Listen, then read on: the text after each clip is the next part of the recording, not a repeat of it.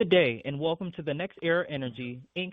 second quarter 2025 earnings conference call. All participants will be in a listen-only mode. Should you need assistance, please signal conference specialist by pressing the star key followed by 0. After today's presentation, there will be an opportunity to ask questions. To ask a question, you may press star then 1 on your touch-tone phone. And to withdraw your question, please press star then 2. Please note this event is being recorded. I would now like to turn the conference over to Mr. Marcus Eidelman, Director of Investor Relations. Please go ahead, sir. Thank you, Chuck. Good morning, everyone, and thank you for joining our second quarter 2025 financial results conference call for Nextera Energy. With me this morning are John Ketchum, Chairman, President, and Chief Executive Officer of Nextera Energy; Mike Dunn, Executive Vice President and Chief Financial Officer of Nextera Energy; Armando Pimentel, President and Chief Executive Officer of Florida Power and Light Company; Brian Bolster, President and Chief Executive Officer of Nextera Energy Resources; and Mark Hickson, Executive Vice President of Nextera Energy. John will start with opening remarks, and then Mike will provide an overview of our second quarter results. Our executive team will then be available to answer your questions.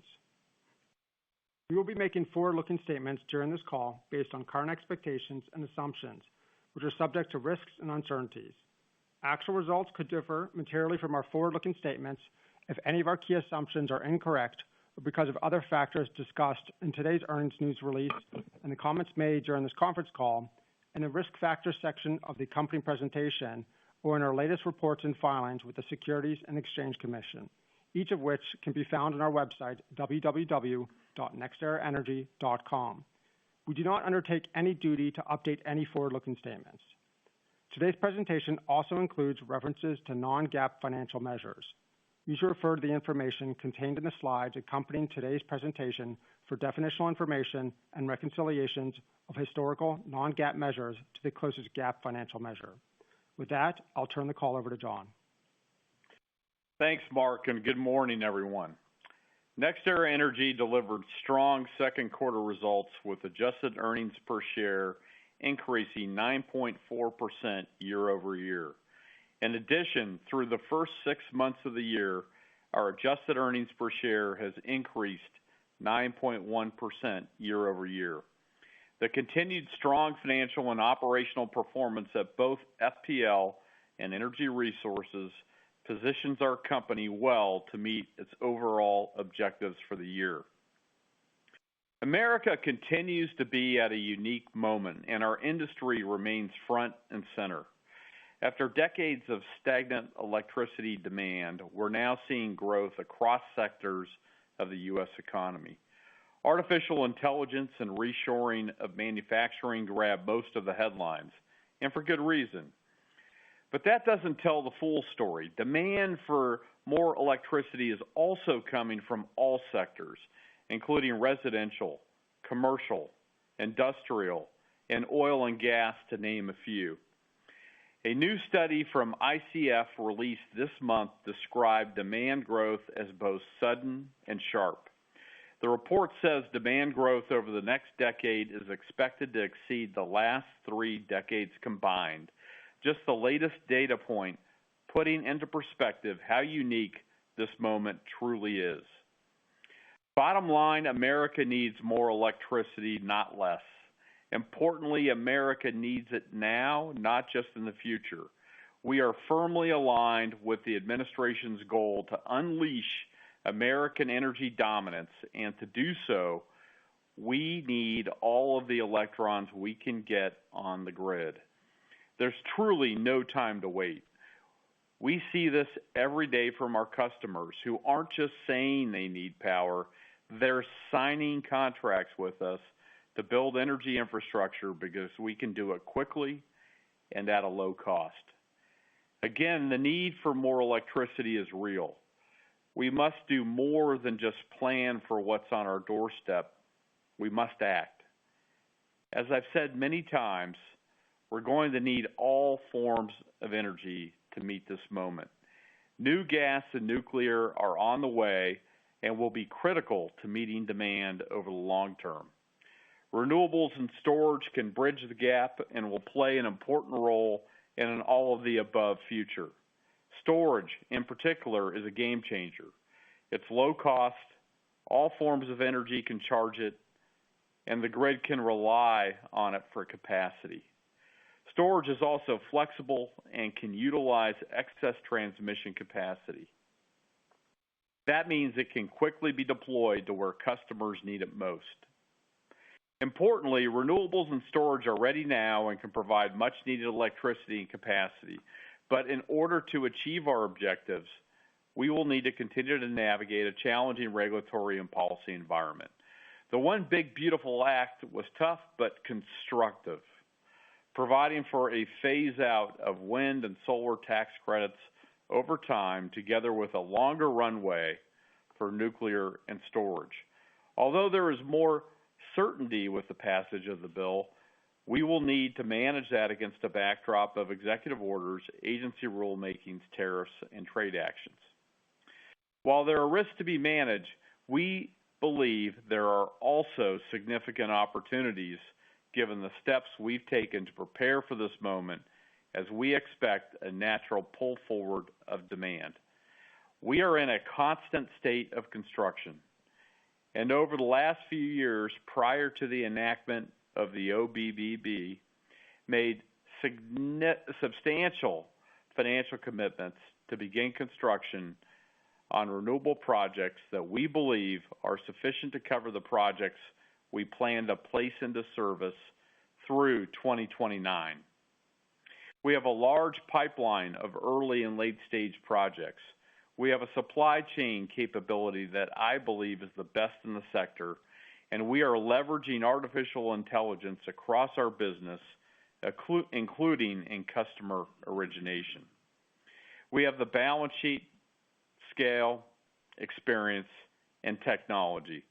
While no company is immune from all risk, we've proven time and again what I firmly believe, that there is no company in our sector better positioned to execute through the challenges and capitalize on the opportunities that lie ahead than Nextera.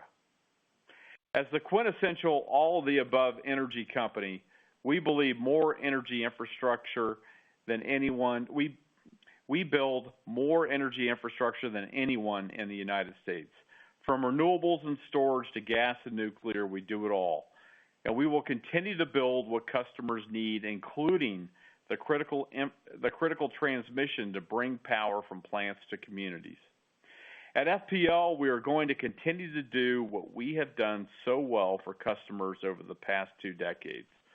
Florida's long-standing constructive regulatory and legislative environment enables infrastructure investment to serve Florida's growing population.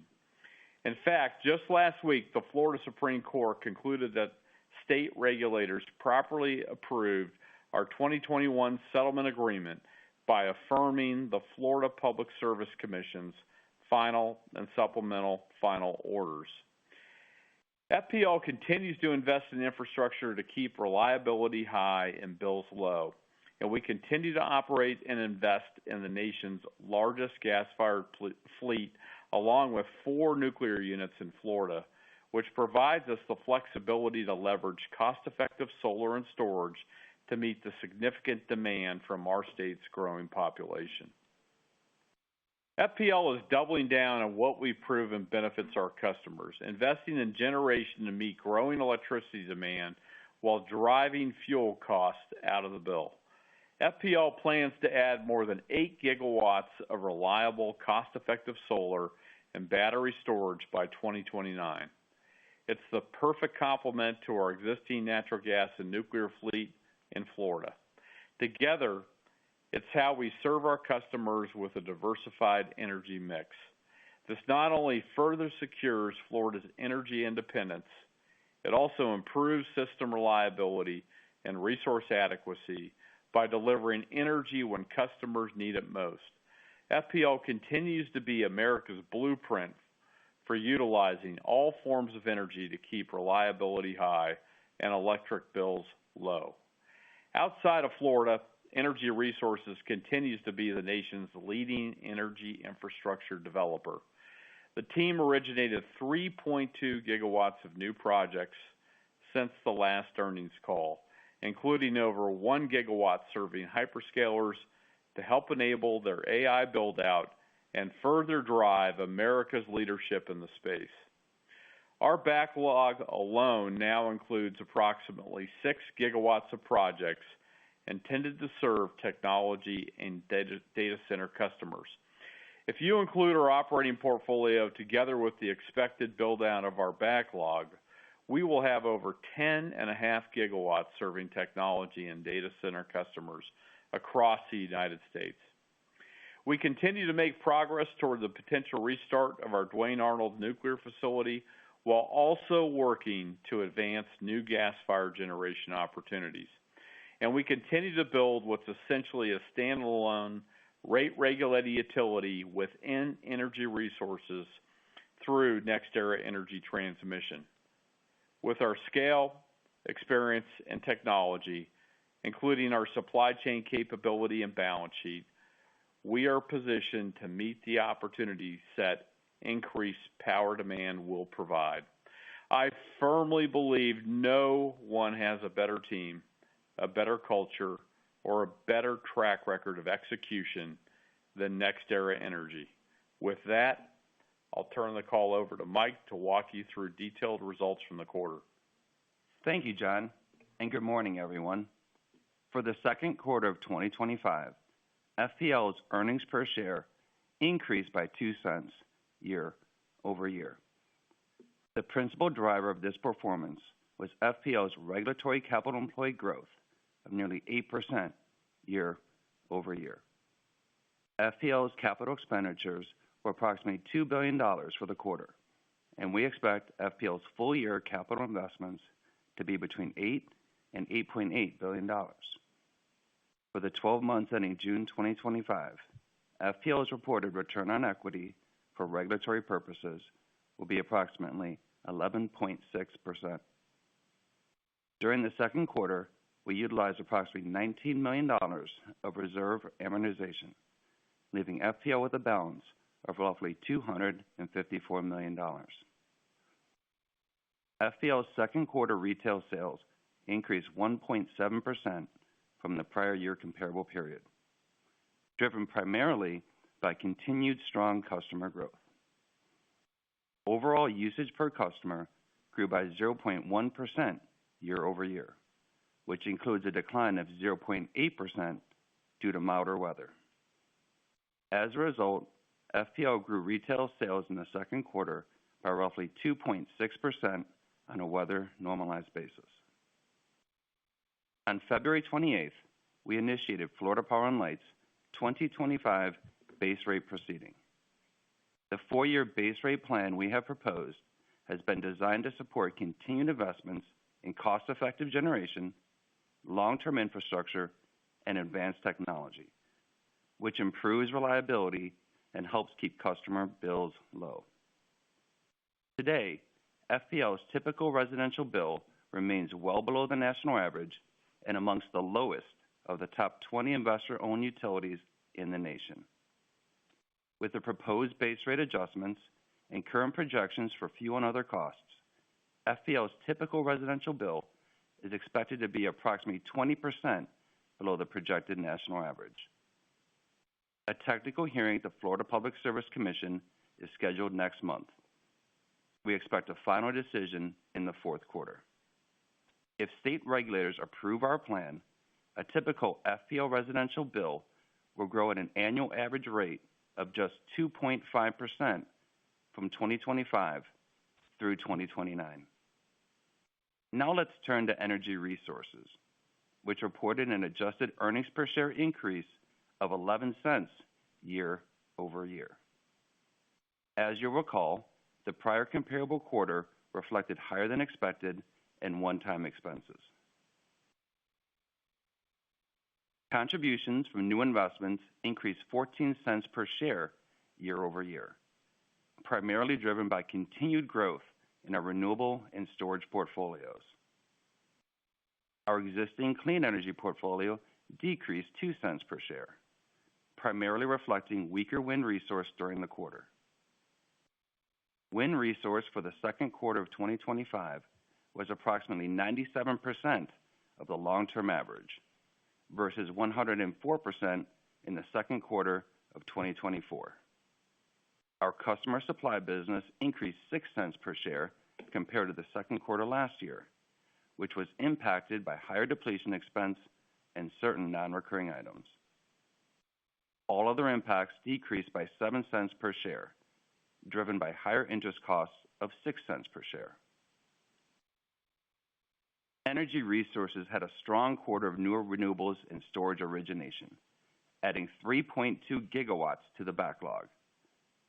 With these additions, our backlog now totals nearly 30 gigawatts after taking into account more than 1.1 gigawatts of new projects placed into service since our last earnings call.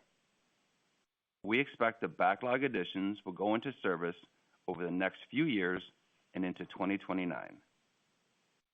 This marks the sixth time in the past 8 quarters that Energy Resources has added more than 3 gigawatts to its backlog. We have now originated approximately 12.7 gigawatts of new renewables and battery storage projects over the last 12 months. Roughly 30% of our current backlog comes from storage, which demonstrates our customers' demand for a low-cost, ready-now solution to meet their capacity needs. Turning now to our second quarter 2025 consolidated results. Adjusted earnings from corporate and other decreased by 4 cents per share. Our long-term financial expectations remain unchanged. We will be disappointed if we are not able to deliver financial results at or near the top end of our adjusted earnings per share expectation ranges in 2025, 2026, and 2027. From 2023 to 2027, we continue to expect that our average annual growth in operating cash flow will be at or above our adjusted earnings per share compound annual growth rate range. And we also continue to expect to grow our dividends per share at roughly 10% per year through at least 2026, off a 2024 base. As always, our expectations assume our caveats. That concludes our prepared remarks, and with that, we will open the line for questions. We will now begin the question and answer session. To ask a question, you may press star, then 1 on your touch-tone phone. If you're using a speakerphone, please pick up your handset before pressing the keys. If at any time your question has been addressed and you would like to withdraw your question, please press star, then 2. And at this time, we'll pause momentarily to assemble our roster.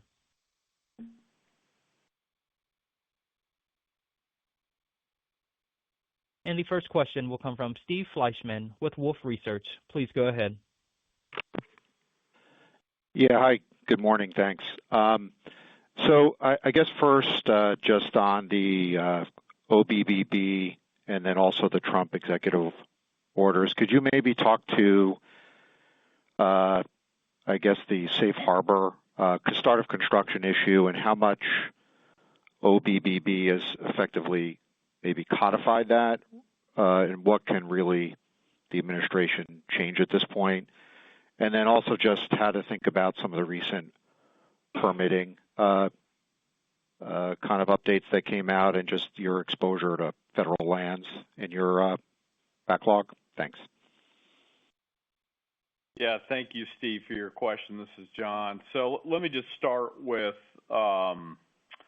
your question around the tax provisions, the safe harbor, in particular. I think as most folks know by now, the way the OBBBA was drafted, it basically provides that wind and solar facilities have to be placed in service by December 31, 2027. However, there is a very important exception in that says that projects that begin construction before July 4th, 2026 are not subject to that placed in service requirement. So the issue is, what is meant by begin construction, and our view is, pretty simple and pretty straightforward. The begin construction term has been around for, well over a decade. It has a settled,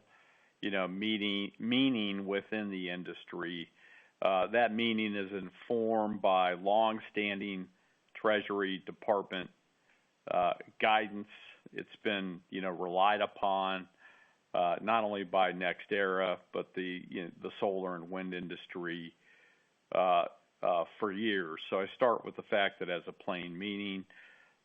It's also a term that's defined, in the OBBA in the FEOC provisions, and that definition is consistent with, the settled meaning and the long-standing Treasury guidance that I just spoke about. And importantly, the term, beginning construction has certain safe harbors for what actually constitutes starting construction, and it also has a 4-year continuity of service safe harbor. So when I look at, the steps that we've been taking in reliance on the settled meaning and the long-standing guidelines around the term beginning construction, we've made significant financial commitments over the last few years, including in the first half of 2025 to begin construction under these rules that were in effect at the time those commitments were made. And in doing so, we believe that we've begun construction on a sufficient number of projects to cover our development expectations through 2029. And of course, while we can't provide any guarantees, this is our interpretation and this is our belief as to what the statute provides based on our experience in this industry over the last couple of decades. Just on the siting permitting issue in the federal lands? Yeah, and on the permitting, on federal lands, first of all, I'll say, there was an EO and I think a response made by the Department of Interior, a couple of months ago, just, articulating that, solar and wind projects would not be prioritized. The executive order itself that came out on July 7th directed the Department of Interior to come up with new procedures on, on how it would handle wind and solar permitting to not favor them. And so they instituted an additional layer that would require secretary or deputy secretary review. It's new. Obviously, we're working with the Department of Interior. Let's just see how it actually, is applied, in practice. But again, I think this letter is being responsive to the EO. When I look at it and I look at our backlog, most of our backlog already, has secured federal permits. But let's also just see how this gets applied. And I continue to feel comfortable with where we stand in terms of being able to navigate the federal permitting issue. One other question. Just you mentioned natural pull forward, and could you give any sense on just have you started seeing signs from what have been the reaction of customers from the bill? Have you started seeing any kind of sense of natural pull forward, and just your market share expectations and thoughts given all the different things that have occurred? Yeah, I think, Steve, customers are still digesting it. They have different levels of understanding of what's come out. Obviously, we've spent a lot of time on it. And so I would expect to see a reaction from customers over time. Obviously, we'll inform them through our origination process. But I see some natural, breaking points that could create significant opportunities for us around pull forward.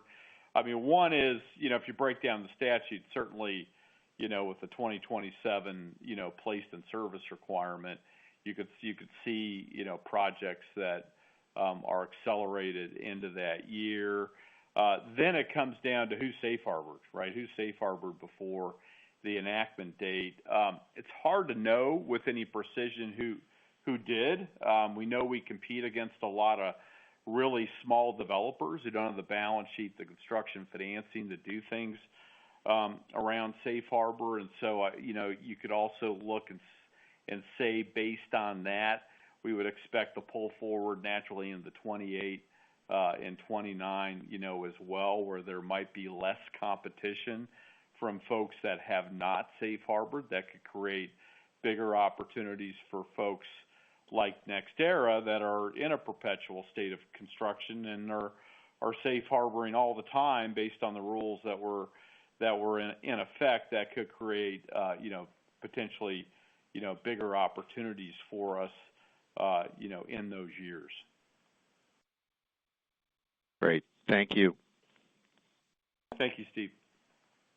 The next question will come from Julian Smith with Jefferies. Please go ahead. Hey, good morning, team. Thank you guys very much for the time. I appreciate it. Maybe to follow up on Steve's questions earlier, I mean, just to crystallize our understanding under the existing OBBB that was passed here, how do you think about your EPS growth and sort of the waterfall, if you will, of credits, and especially given the dynamics you talk about, whether it's the pull forward or otherwise having an opportunity to step in and enable other projects that you might not necessarily have envisioned today? How do you think about the ability to sustain your growth through the decade, in as much as now you have visibility that's been effectively crystallized under this legislation? Obviously, barring changes with the EO, we're not ready to go there given this backdrop.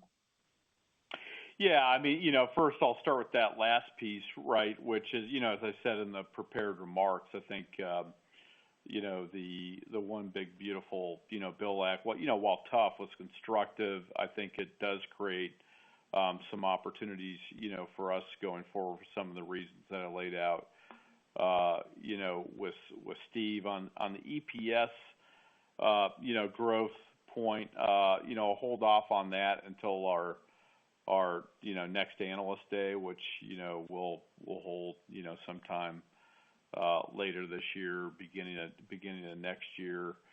But as I think about the waterfall opportunity and that pull forward, that again, Julian, that you were hitting on, again, the uncertainty that could be created with the 27 placed in service, and then you come down to who's safe harbor for 28 and 29. Obviously that favors large developers like Nextera that planned ahead, right?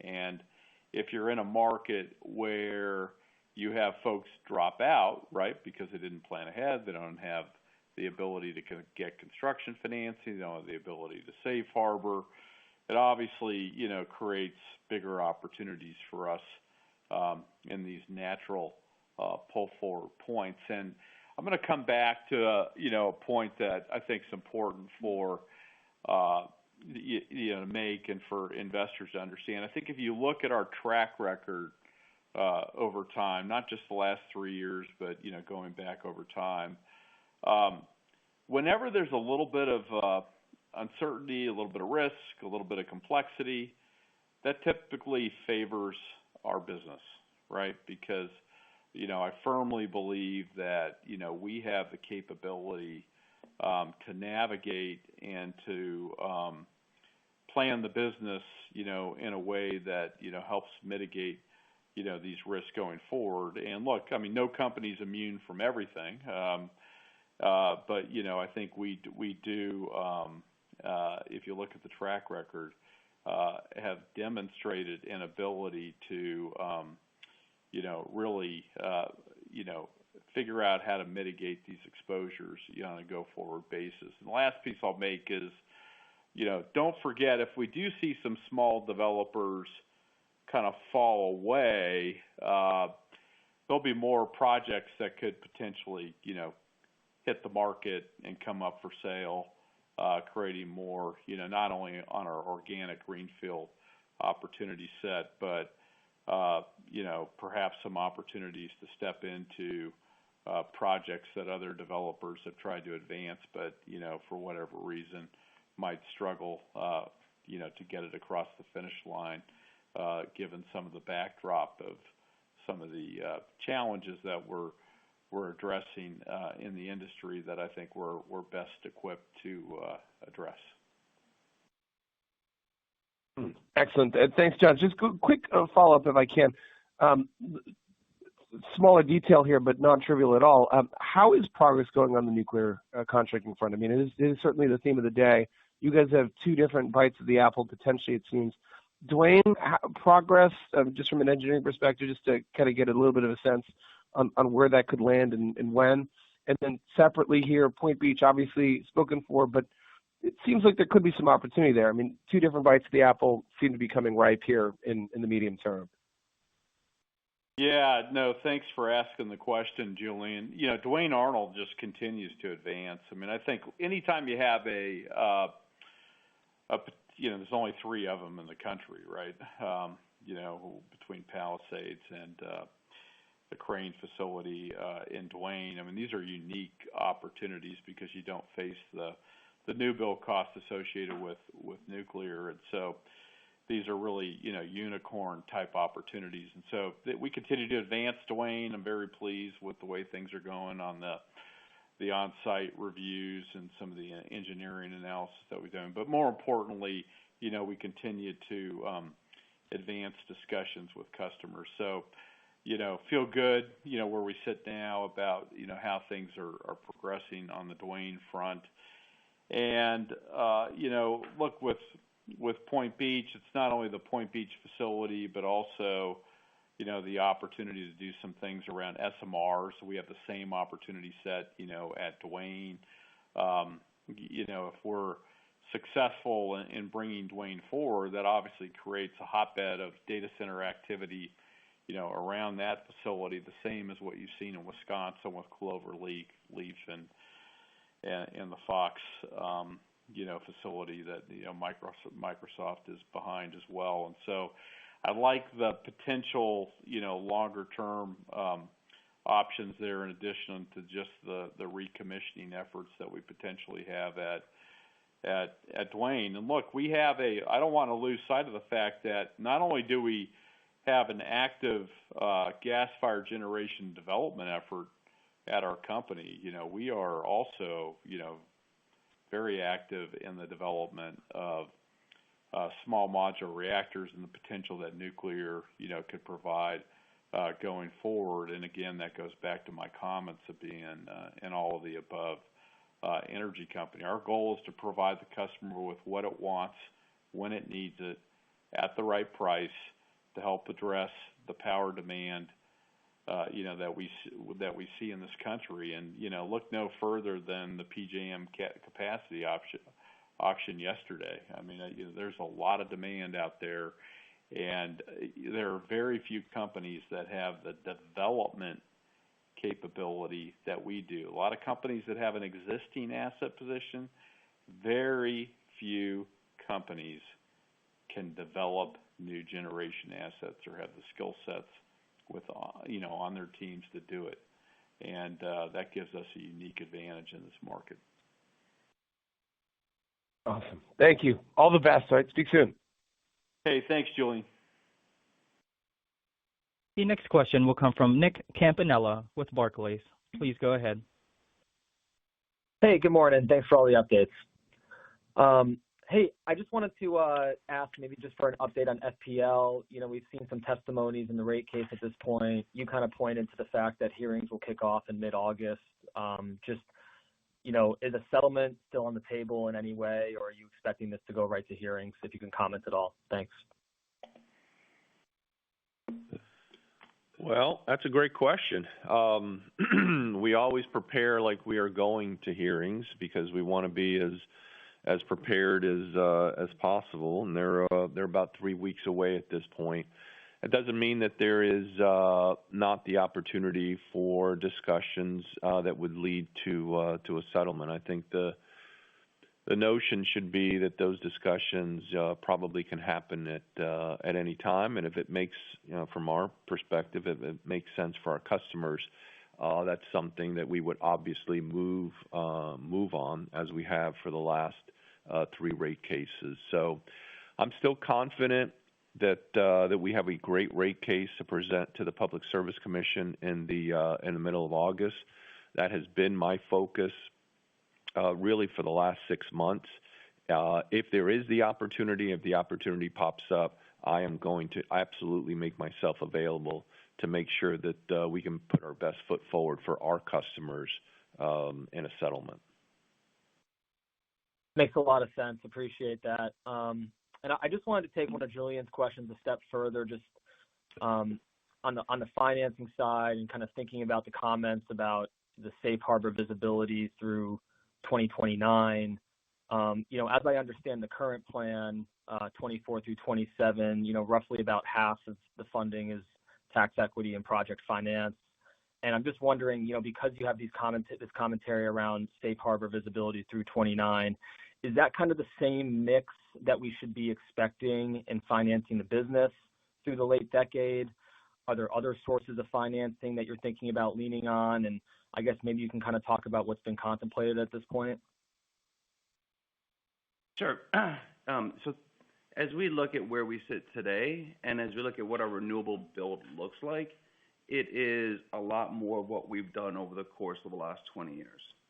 And that has been building good projects that are very attractive to our tax equity providers, that are very attractive to our project finance providers.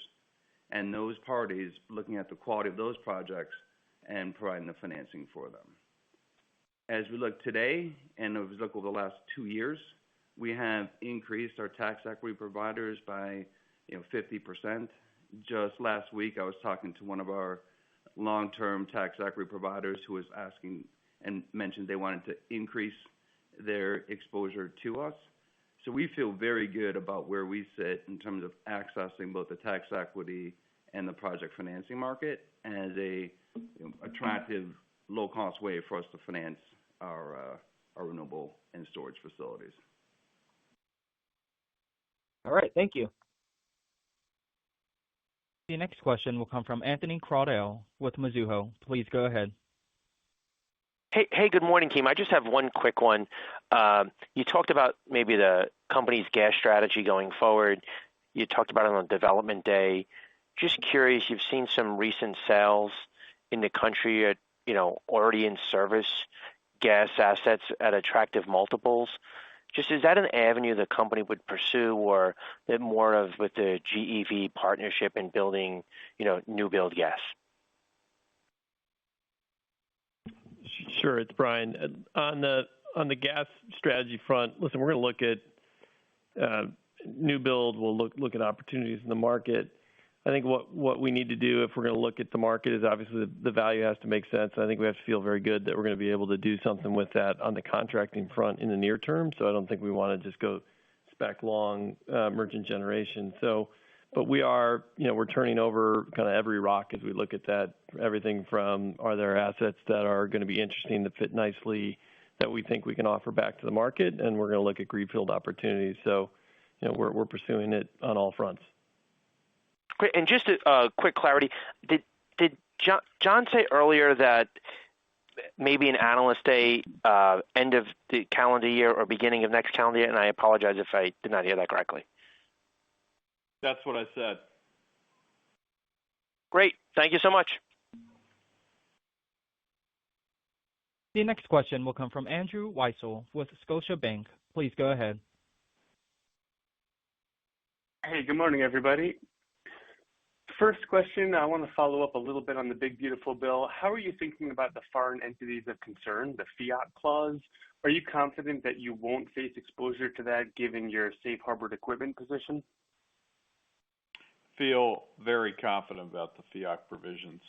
Again, the way they work are as long as you've begun construction by December 31, 2025, you're not subject to those. So with the continuity safe harbor, add 4 years on, you get to the end of the taxable year 25. That takes you through 29. And then when you start looking at compliance beyond 2029, we feel very comfortable with our ability to comply with those provisions. Great, thanks for clarifying. Next on Dwayne Arnold, I know there's a lot of ifs and nothing has been decided yet, but if you were to move forward with a potential restart, would I be correct in thinking the timing might be such that the earnings contribution would maybe mitigate or offset the loss of renewable tax credits as they're phased out? Could that be a way to smooth out the earnings and offset a potential cliff in 5 years or so? I know that's far off, but people are already thinking about it today. Yeah, I mean, that's, obviously pretty far off, but sure. I mean, that is you add Dwayne Arnold to the mix, and, that's one of, many ways that, we have to continue to grow the business in the future. Yeah, the only thing I'd comment, because this is the second question that's kind of got at this concept of a cliff, and I just want to remind everyone, while the tax laws may be changing, the demand picture that we've been talking about now going on 4 or 5 quarters is not. The customer dialogue, whether it's in 27, 28, 29, or 30, is as robust as it's ever been. And so, while the framework may be changing for some of these projects, the overall demand picture is very important to remember. Our job at Energy Resources is to build energy infrastructure for our customers. There is an outrageous amount of need for energy infrastructure in this country that's going to go well past the end of this decade. And so we feel well positioned. Dwayne would be an example of one of the things that we'll be looking at. So, Dwayne is another example of one of the things that we can bring to bear. Storage is another element of something that we're seeing a lot of focus on. So, I think there's this view that the one big beautiful bill is creating a sunset and a cliff, and I think the answer is it's just changing the rule set, and we'll continue to build the energy infrastructure that this country needs. Agreed, and thank you for clarifying and framing that up. One last one. One other point I want to add on to that too is, don't forget about storage too, right? I mean, storage is a massive opportunity, for this company and for this country, given the capacity that it provides. So don't lose sight of storage in addition to all the other opportunities that we have around the demand picture, the ability to build gas, the ability to build nuclear, the contributions from Dwayne.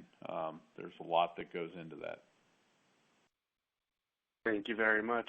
Just one last brief one on the quarter. At FPL, the earnings growth was pretty modest, only like less than 3.5%, despite the capital employed growing at your typical 8-ish%.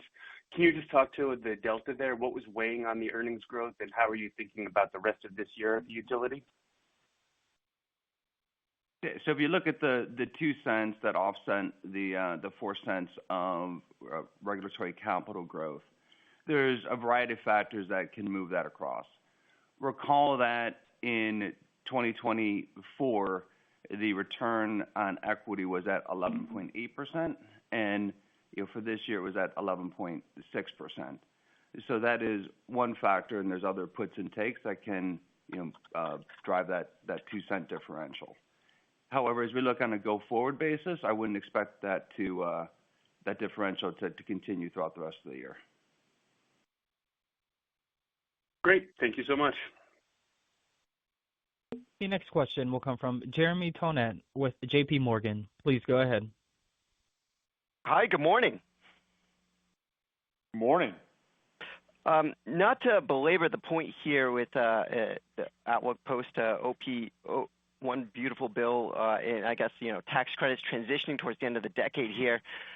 But just wondering if you could talk a bit more about the dynamics in the power markets at that point in time, particularly renewable PPA pricing, and just see how you think that, shifts at that point, and how that, and any impacts on margins for participants across the value chain, and maybe what sets NEE apart from others.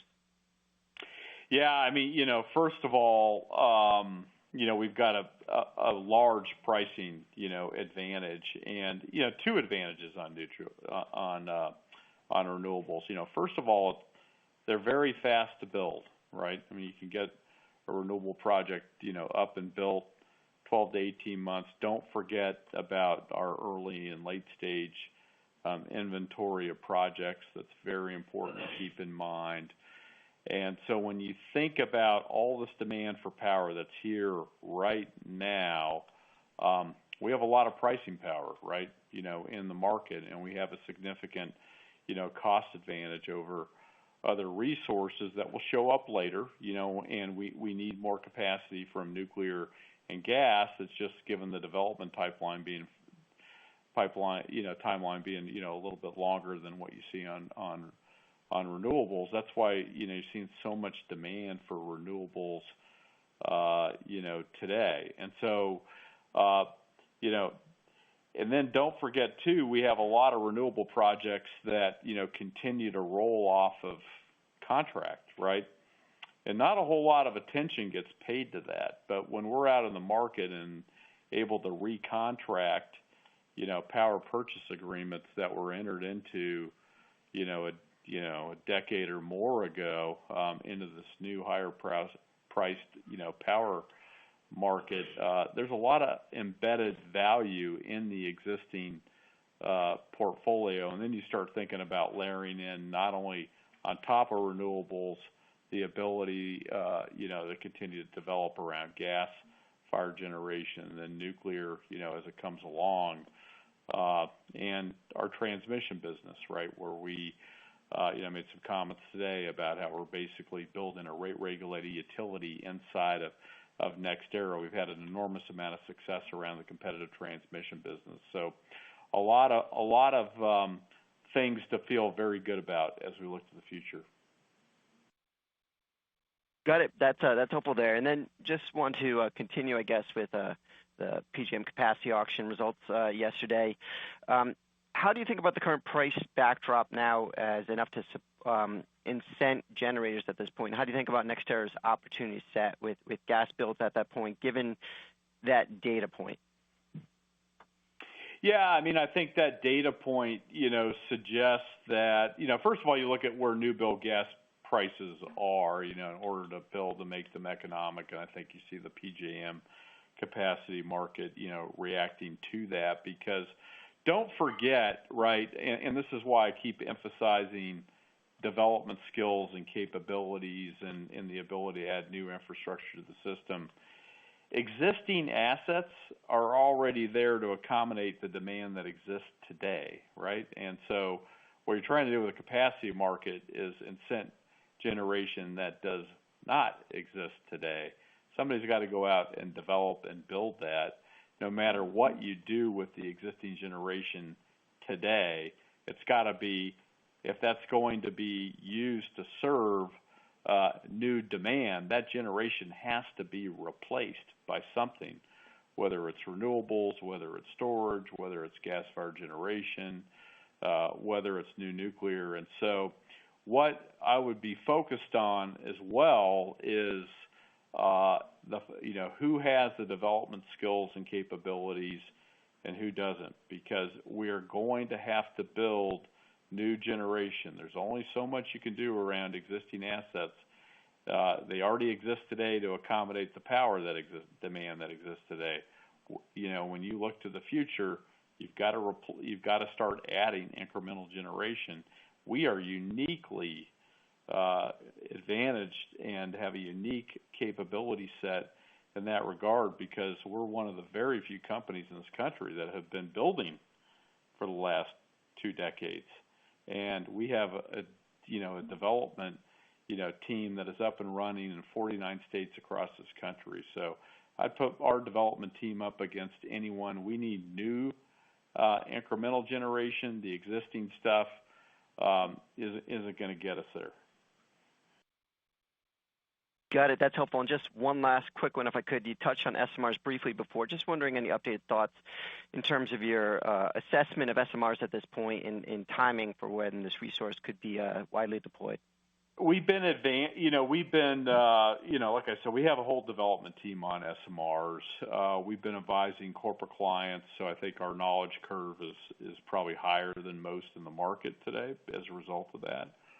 And, we continue to evaluate. There's 95 OEMs in SMRs, and, really trying to, focus on the technical reviews of who are going to be the winners and losers, and how we think about cost structures against, competing generation types, and, and then cost sharing, particularly on the first few out of the gate, how we will continue to work with this new administration around supporting nuclear. So it's something that is a point of emphasis and focus for us, and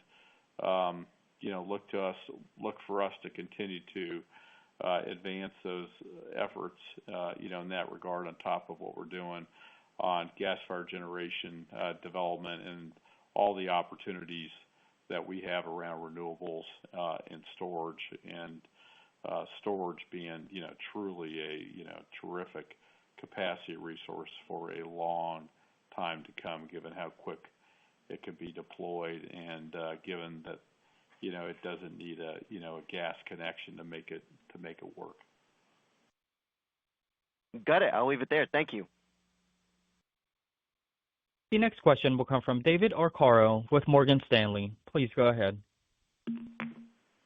Hey, thanks so much. Good morning. I was wondering, as you book out, well, I'm curious if you're booking 2029 volumes at this point, and if you are, do you have contingencies that you're incorporating into contracts for any potential tax credit risk that might arise, just depending on the safe harbor provisions and the clarity from Treasury? Yeah. So first of all, we feel good about our 29 build. In all of our contracts, we have some limited protections around tax and trade measures, as well, as we've talked about on some of our prior calls. But we feel very good about where we stand around our 29 program. Okay, great. And I guess looking out even farther, I'm just curious if you're, having any discussions on 2030, kind of a no tax credit, conversations around pricing. What does demand look like? Just any early indications or feedback from your customer base, if they're looking out that far, and any feedback you're getting on what the reduction in tax credits on the renewable side could be.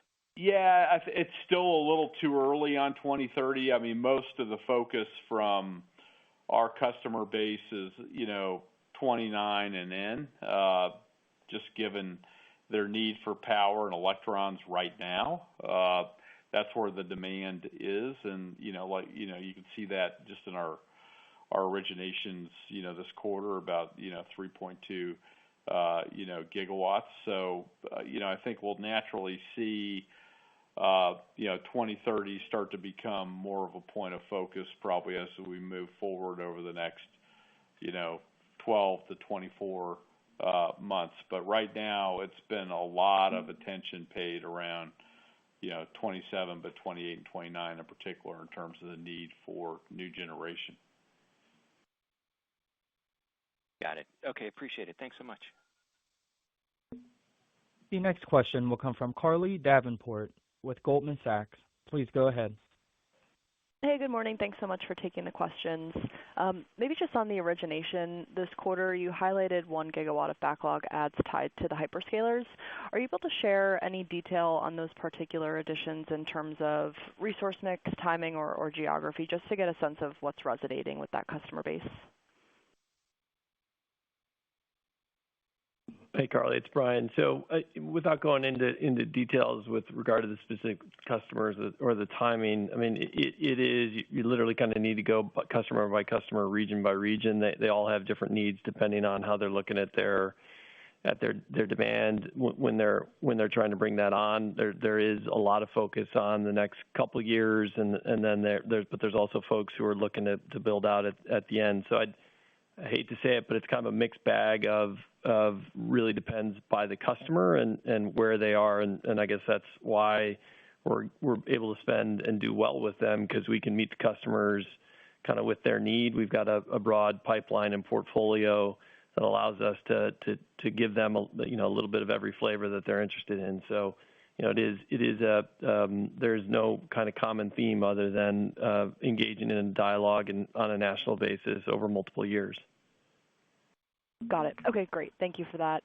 And then just back to the comments earlier on the natural pull forward in demand, I guess, are there practical limitations to the degree to which you could accelerate development plans, whether labor, supply chain, or connection, that could be pain points on the kind of ability to get projects online by that 2030 timeframe? I think all those things you just listed are actually competitive advantages and why we would do really well in a pull forward market, because we have each of the things that you listed, whether it's sites, interconnects, engineering, construction, supply chain, balance sheet. All of those things are, massive competitive advantages, for us, compared to the rest of the industry, and I think create substantial, opportunities for us in a pull forward scenario. Great. Thank you for the color. The next question will come from Ryan Levine with Citi. Please go ahead. Good morning, and thanks for taking my question. Two questions. On the gas generation front, what regions of the United States are you seeing more traction? And does the FERC ERIS decision from yesterday impact your outlook in MISO? Yeah, I think, first of all, we're seeing, gas generation demand really across the country. So if you look at our gas development pipeline, it's not focused, in any one region. If you're looking at getting gas online quicker, obviously there are states that are more accommodating to be able to do that. Texas obviously comes to mind, in that regard. When I think about the ERAS decision, yesterday, by MISO, sure, that could create some additional, opportunities, but you're going to have to be able to also monitor through where is their gas supply, how long will it take to get the turbine, and more importantly, aside from gas supply and the turbine, the labor, some of the skilled labor constraints that we've seen in that sector, what does that do to timing in terms of being able to bring those, assets in line? But certainly something that we are focused on, and that's why I think, given the timing of some of those projects, we're going to continue to need an all of the above solution to accommodate the demand that we are seeing in those regions. Thanks. And then what are the key technical milestones remaining on Duane Arnold? And would you expect any ramp in the labor force in the coming months in order to hit the reiterated guidance around execution? Yeah, it's the typical work that you would expect on a recommissioning, right? Doing, work, across the site, looking at what the condition of the site is in, looking at, containment, in particular, looking at the equipment. All those things we feel good about based on what we have seen, so far, and things continue to progress well. Thank you. This will conclude our question and answer session, as well as our conference call for today. Thank you for attending today's presentation. You may now disconnect.